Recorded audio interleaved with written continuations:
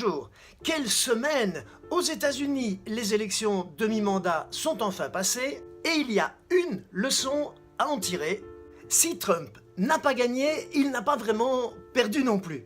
D'ailleurs, soyons honnêtes, il se pourrait vraiment bien qu'en 2020, on en reprenne pour 4 ans.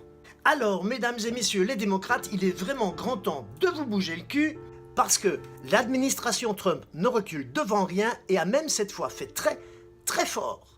En effet, au Nevada, Dennis Hof, propriétaire de plusieurs bordels, appelons un chat, a été largement élu, ce qui est déjà très étonnant dans l'Amérique puritaine. Mais connaît-on finalement encore vraiment la dite Amérique? Bon, un proxénète élu au Sénat, c'est déjà peu banal, mais quand il est mort, c'est carrément débile, non? Et pourtant, je vous jure que c'est vrai. Ah, décidément, Trump est vraiment prêt à tout pour conserver un siège. Et pourtant, il ne semble pas réellement prêt à vraiment se retrousser les manches. Et comment que je le saurais, vous allez me demander? Eh bien, tout simplement parce que son agenda a fuité pour la deuxième fois et que cette fois, on est certain qu'il bosse, si, c'est ça, 3 heures par jour.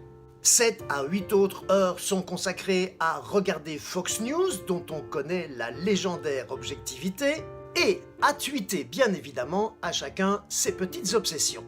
Pour le reste, il bouffe des burgers, doit tenter de reconquérir la chambre de Melania et cogite sans doute chaque jour au ministre ou conseiller qu'il va limoger le lendemain matin. N'oublions pas le golf, bien entendu, où il passe beaucoup de temps, en tout cas bien plus qu'aucun président des États-Unis dans l'histoire du pays. En plus, les golfs et les hôtels où il séjourne sont à lui, on n'est jamais aussi bien servi que par soi-même, c'est connu. Et pendant que Donald s'amuse à la Maison-Blanche, la France s'agite et tous ceux qui pratiquent l'antimacronisme primaire sont ravis. En effet, médias, réseaux sociaux et partis d'opposition se lèchent déjà les babines et promettent un blocage total du pays pour samedi. Un mouvement totalement citoyen et absolument non politisé, qu'ils disent. Et pourtant, on a découvert qu'un des initiateurs du projet était un proche de Debout la France, le micro-parti de l'ex-fiancé politique de Marine Le Pen, Nicolas Dupont-Aignan.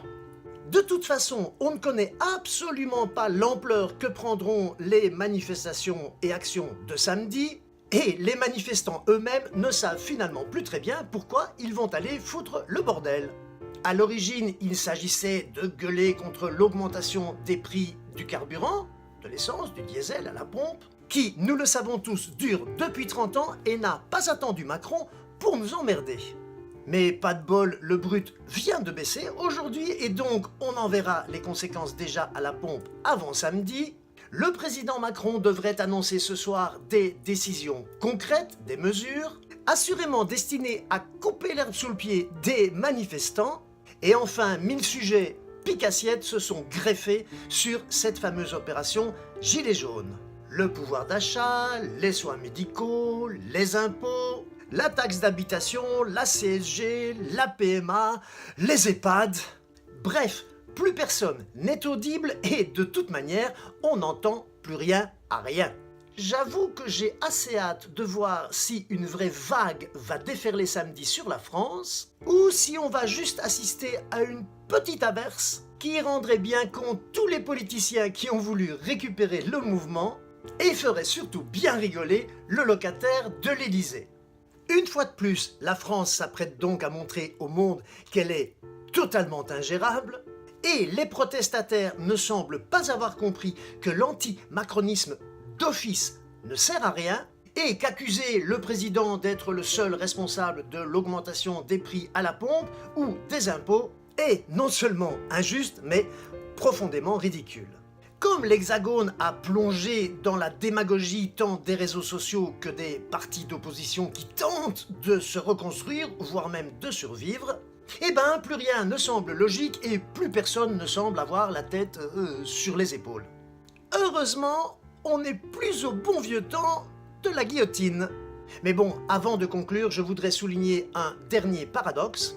Puisqu'une très large majorité des Français est pour la transition écologique, que cette large majorité se dit que la transition écologique coûtera extrêmement cher, mais comme personne, absolument personne n'est prêt à ce qu'on vienne chercher même une toute petite portion au fond de sa poche, pas moins de 78-78% des Français se disent aussi pour le blocage de samedi. Peut-être que nos amis et voisins bleus, un peu comme nous d'ailleurs, en attendent toujours plus de l'État-providence, sans pour autant accepter qu'on touche à leurs acquis. C'est finalement tout aussi idiot que de vouloir la retraite à 60 ans, mais en travaillant 30 heures par semaine et pour un salaire 2 fois supérieur. Finalement, ce n'est pas la clé du nucléaire qu'il faudrait remettre au président le jour de sa prise de fonction. Il faudrait plutôt lui remettre celle de la salle aux planches à billets. En effet, sans un coup de pouce d'Harry Potter, aucun gouvernement n'arrivera jamais à satisfaire, tant en France qu'en Belgique, reconnaissons-le, les Gaulois ingérables que nous sommes, champions du monde incontestés de la mauvaise foi. À mercredi.